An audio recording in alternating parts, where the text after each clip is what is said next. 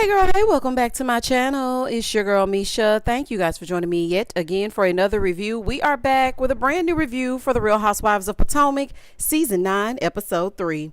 If you are new here, then welcome. I give lighthearted reviews with a little bit of laughter and a little bit of shade and a whole lot of detail.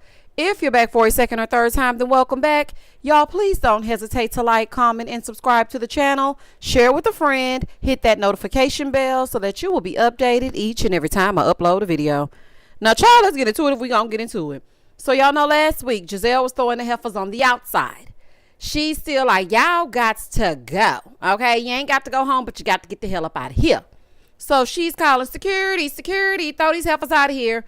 The security is coming over. The ladies are trying to fight to stay the whole time. Ashley standing there just smirking. I cannot stand that little smirk on Ashley's face at all times. It really pisses me off. The A should have talked to the G and told her, the girl, although you didn't want the ladies to come, I told them to be here at 8 and don't be late. So now they standing here like, Ashley, you told us to come at 8. Were we not here at 8? Ashley gonna say, well, it's 8:04, so no. Baby, the way that I would have looked directly at Ashley and said, girl, please, I have been kicked out of better places. Deuces. Baby, I would have been gone. Ain't no way I would have sat there and begged to stay in a place that I am not wanted. Now, to their point, y'all should have gone to their event first because y'all RSVP'd. Karen sent the invite the day of, the morning of. Now, there is no reason that y'all should be getting kicked out. But since Karen asked last minute, her event should have been last. Come on, y'all. That's common sense. Like, I'm blaming everybody involved. I'm blaming y'all because y'all too big and grown and old to not know what to do. Right is right and wrong is wrong. I'm blaming Gizelle just a little bit for trying to kick y'all out. You know, it's kind of a little bit of an overreaction. I understand they did go to Karen's first, but they are trying to go to both. So it's like, let's just try to give them a little bit of grace. And I'm blaming Karen because, Karen, you sat in Gizelle's face as you ate them chocolate chip cookies that looked good, might I add, and said to her that you're going to make sure that you come to her event. So why would you then invite the girls to come? Child, this is a fool. Moving forward. So now Stacey is appalled, honey, bewildered and embarrassed. She is like, girl, what? I'm not used to getting down like this. So her and Mia are exiting stage left. Here go Mia, talking about, I don't do tasteless and I don't do classless either. Girl, please. The first time that we were introduced to you, you were telling us how your clit has left your body. Okay, shout out to Nene. You told us that it was getting reconstructed or resurgified or something, honey. I don't know. All I know is the nether regions were getting sewn up, zipped up, and buttoned up. So you don't do classless or tasteless? That's a little declassé if you ask me. Now, nobody's asking me, but this is called in my opinion. So in my opinion, it's giving classless. Moving forward. Child, I thought that was hysterical. I said, not Mia talking about she don't do tasteless and classless. Girl, your whole storyline is tasteless and classless. Let's just start there. Now, Gizelle did overreact with the kicking out because Ashley told them that it was okay. So really and truly, Ashley, you should have talked to your partner and told her, girl, don't overreact. Hold on. I told them 8 o'clock. And you know it's going to take them a minute to get out of the car. If they were coming in at 8, that meant they had to be there like at 7:56. Like, give them a minute. Now, she was overreacting, but she's not wrong for being mad because she invited y'all first. And that's just that on that. So, baby, now they're on the outside back in the Sprinter. And Ashley and them realize that they're $15,000 short. Like, y'all can still get some money. There's still some money to be raised. Ashley had the nerve, the unmitigated gall, the gumption to go outside and ask these ladies for some money. Ashley, are you crazy? Your little business partner done put me out and now y'all asking for donations? No, ma'am. Shake your can somewhere else. Don't come over here asking me for no money after you done put me out. Made a scene and everybody looking at me. Hell no. Child, I wish I would give y'all some money. Ashley is standing in the Sprinter doorway, and so Jazzy just politely closed it. The way that I cackled. The way that I cackled at that.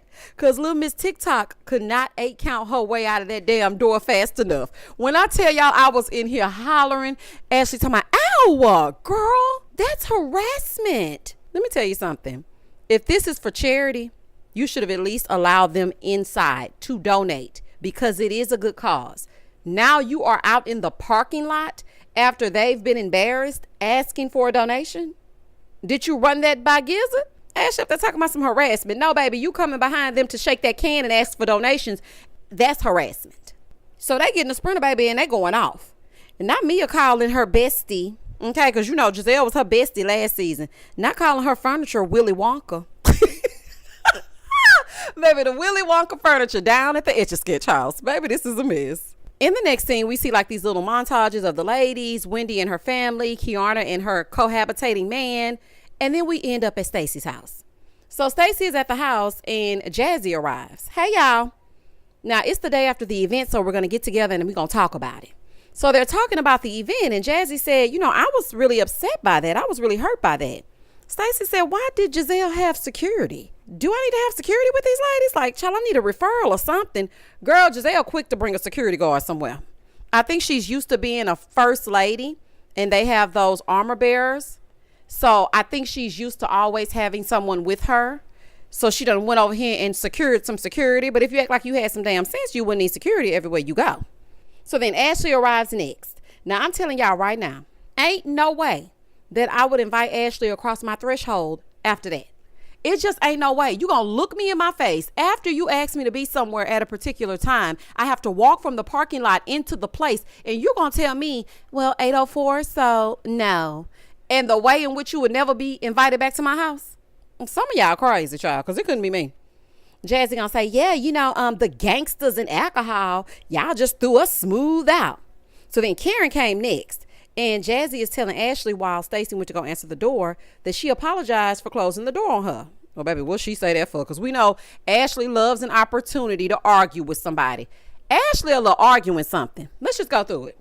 When she first stepped on the scene, remember when she hopped on the Googler and Googled Rob and found out she had 50 cents and some magic beans in her bank account? Her and Rob were arguing. Then after that, she got to arguing with Karen. Then after that, she got to arguing with Candace. Then after that, I think she kind of argued with Wendy, but I can't really remember. But Ashley will argue. So now that Candace is not here to argue with her, now she arguing with Jazzy. Child, this is a mess. So Jazzy told her, I reenacted it and the door closed softly. She was like, yeah, well, you didn't know that before you closed it on me. Girl, anyway, she's like, my arm is sore. Girl, bye. So they're going back and forth and back. Karen comes in yelling, talking about, what the F is going on? Karen, why are you screaming? Why are you screaming profanities in somebody else's house? Y'all just let Karen do any old thing. Child, I wish I would let her come through here hollering and screaming and cussing. Karen really is trying to be in charge of the girls. Ma'am, you were wrong for that last minute interference, and really and truly, you owe some apologies. However, these women are grown and they should have declined Karen's invitation. So then Ashley tells Karen, well, Karen, Gizelle told me that she talked to you on Wednesday and you said that you were going to go to our event. So then Karen is like, well, I mean, this was a very special moment for me. Ashley said, okay, you couldn't even tell me what the award was for last week. Now all of a sudden it's very special. So then Karen said, that's because I was at an Inquisition birthday party last week. Ashley said, girl, you're deflecting. Karen then threw it right back to her and said she was deflecting when Michael was pinching everybody's butts. She couldn't say nothing, and neither can Karen. Now, I'm going to say this. Both of y'all are master manipulators, and both of y'all are master deflectors. It ain't one, it's both. Now, I understand that this is an ongoing case, so of course Karen is not going to incriminate herself on camera, but at the same damn time, Ashley is not completely wrong. She is deflecting. But Ashley, you did the same thing, and still today's date, you're doing the same thing. So, I mean, both of y'all are saying the same thing, and two things can be true. So now they're arguing about Ashley, and her bunions, and Karen is saying that she was being shady when she gave her those Uber cards and she should have given them back to her so she could have found somebody to take her down there and get that bunion removed. So then Ashley lifts her legs up with her nasty outside shoes on. Okay? And she lifts them up and places them on Stacy's counters. Stacy, they are disrespecting the hell out of your home. Karen came in screaming profanities, and now Ashley has her nasty shoes up on your counter. Girl, this is crazy. You need to pipe up and say something, because this is outlandish. Karen's talking about, I could have died, Ashley. Karen, why are you acting like somebody hit you? Girl, you got behind the wheel inebriated. Yeah, somebody could have died. You and someone else. You're not a victim, Karen. I'm sorry, you are not. I was like, girl, what are you talking about now? And also, Karen, I could tell you going through something. And I can always tell the seasons when you're going through something because you have on them backsliding wigs. This is a season that you wearing a backsliding wig. And I really feel bad because it reminds me of that scene when y'all were at when y'all were at Candace's field day or whatever. It was like a barbecue and Chris was barbecuing or whatever. And that wig was sliding to the front and you was like, ho, ho, ho, ho, ho, ho, ho. Baby, that's all I can think of. I said, Karen is really going through. Baby, them wigs are backsliding just like you did when you got behind that wheel. Child, this is a fool. Moving forward. In the next scene, Wendy is at home with her mom, and she's telling her mama that they're going to North Carolina on a trip that Mia put together, and it's going to be her birthday at the same time. Child, I wish I would go to some North Carolina for my birthday. Nothing against y'all, but that's not birthday party central. So while they're talking, Wendy tells her that Eddie's dad wished her a happy Mother's Day. Wendy said this is what went down. Her mom was friends with Eddie's mom. But then they grew apart. And after growing apart, they find out that their kids are in love and they want to get married. So it's like, we've grown apart. So no, we don't want the kids to get in married. We don't want y'all getting married. Why are y'all engaged? Girl, please. Nobody is going to be mad about their children being engaged just because they grew apart. It's one thing to grow apart. That don't even make sense. Something big had to have happened for them not to want anything to do with you or your mama. And we know your mama is a little spicy one. I'm just saying. So I don't think it's as cut and dry as you're trying to make it seem like, oh, they grew apart. And then when they found out we were in love, they were like, no way. Wendy, please. So Wendy is telling her, well, mom, I'm going to invite them to my 40th birthday party. Now, I do not know why I thought Wendy was older than 40. No shade, but her 40th is coming up. So her mama is acting like it's okay. She's like, oh, I'm going to speak. I want peace. I'm for peace. Now, I am glad that Eddie's family is coming around because it would be good for Eddie to be able to invite his family over for things as well, because I'm sure he misses his family. I know he loves Wendy and he don't want to rock the boat, but I know he misses his family. In the next scene, we see Kiana at Greg's house. Because why y'all put that caption as Greg's house? That's oddly specific. Child, this is a mess. So Kiana is cooking something for him to eat. He had a root canal, so he has to have something soft. Greg looking like a younger Ray. When I saw him come out, I said, hey, Raymond. Not little Ray. He seems so disinterested. I guess we got to get to know a little bit more about him, but the little snippets that they showed, it just seemed like she liked him more than he liked her. And I don't like that for you. I really do not like that for you. So then her mom came over and she looks just like Kiana. Baby, they could be sisters. And I'm not talking about, of course it's her mom, so they're going to look alike, but they look the same age. Like, she's beautiful. So mama sits on down because mama wants to know, how long you going to live here before you get that ring? Kiana said Greg is divorced. He has 3 kids and she's the first woman that the kids have met, but she's not hard up for a ring. Kiana, you know what I was thinking about as I was watching you, and I'm speaking directly to you. You may want to speak to a grief counselor, because sometimes we put a wall up and a block up because of something that's happened in our past. And I'm not trying to diagnose you or anything. And I'm no psychiatrist, therapist. I'm no But as I sit here and think about me, I think about how things have transpired in my life that makes me not make certain decisions now, current, present day. So when I heard the story last episode about how you were engaged and his untimely passing happened, maybe that's something that's probably hindering you, and you feel like I'd rather nest and I'd rather live with him than to marry him, because if he leaves again, I don't know how I'll be able to handle that. So maybe that's why, and you probably have convinced yourself, this is all allegedly, honey, this is all stuff I made up in my mind, but maybe you've convinced yourself that marriage is not something that you want. Because I just don't understand building no house with no man that's not gonna work. Absolutely not. Okay. I just feel like something else got to be done. I just don't like that for you, sis. I really don't. Over on the other side, down to the Etch-a-Sketch house, Gizelle is at home getting the girls ready for prom. And she said she realized that she's not really mad at the girls. She's mad at Karen and she needs to apologize. I said, what? I am shocked that she came to that realization. Baby, Robin getting fired really lit a fire underneath Gizelle. She's like, let me tell y'all something. Y'all are not. And then she got moved down last season too. It was a culmination of things. She didn't have that first seat at the reunion, and we were on her head, and Robin got fired. She was like, baby, I'm not really mad at y'all. I'm just playing. Baby Gizelle woke up the next day talking about psych. And girl, no, you meant every word of it. But I am happy that you're going to apologize to them because they are owed an apology. And Karen needs to apologize to you because I feel like she owes you an apology. Apologies all around, child. So then Jamal arrives. Is Jamal coming? Well, honey, apparently he coming for the babies because they going off to prom. So they're trying to get this curfew thing together. One twin wants to stay out all night and one twin is ready to go to bed right now. And don't even finish curling her hair. She ready to go lay down. And they agreed upon 12:30. 12:30? The prom really ain't over till like 10:30. Then after that, you got to go somewhere else. And then it's parties after that party. 12:30. Well, the world is weird, okay? So come on in the house, y'all. Come on in the house. Don't just scratch that from the record, child. The world is weird. So in the confessional, production asked Gizelle about Jamal having a girlfriend. He always got a girlfriend. So, I mean, that man gonna keep a woman. I don't know what they doing down in the A, but they gonna date Pastor Jamal H. Bryant. They gonna date him while he married and all.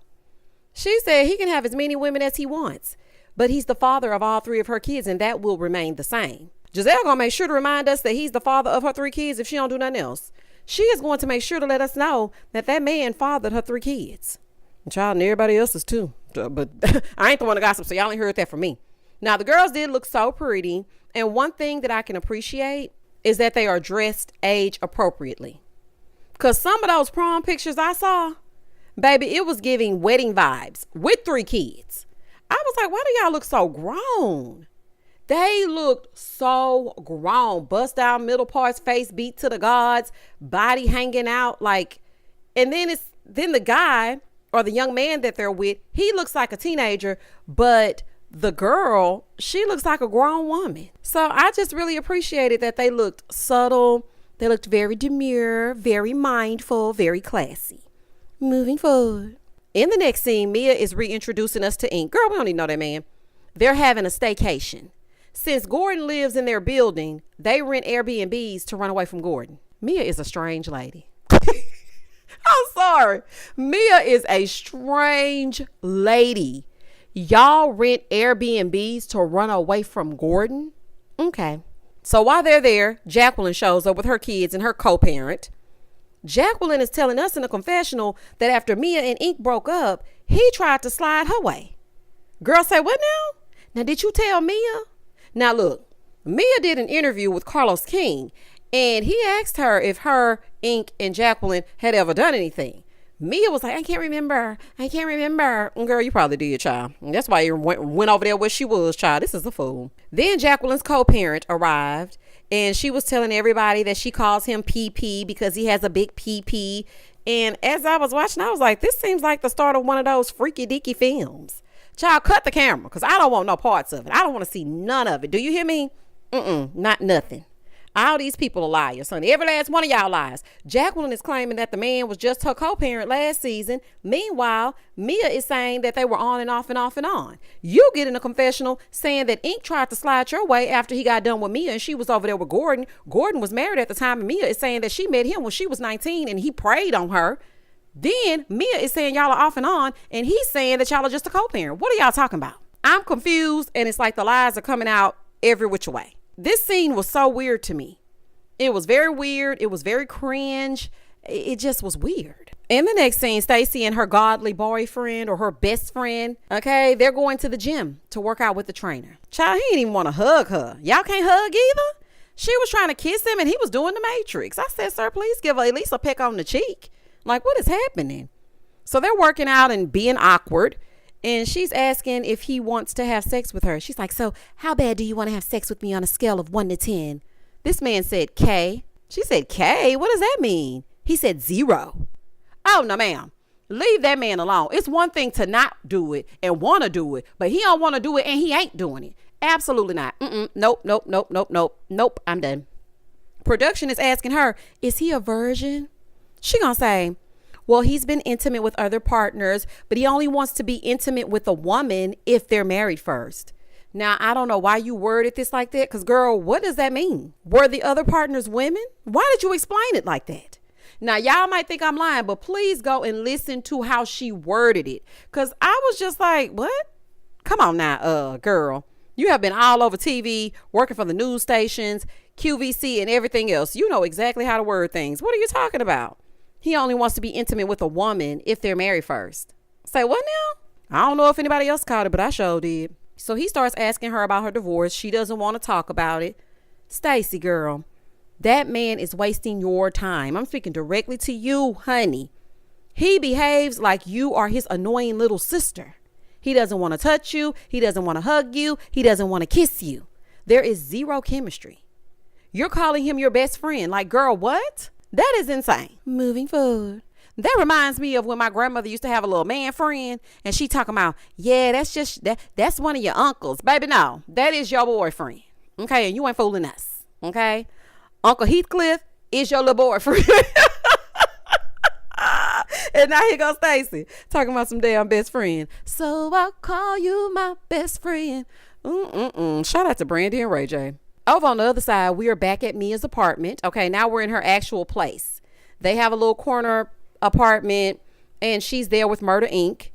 They're talking. Mia, stop moving these babies every 5 minutes. Every season you move, it's giving Toya from over there on Married to Medicine.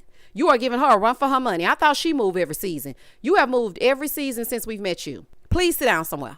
Okay, sit down somewhere.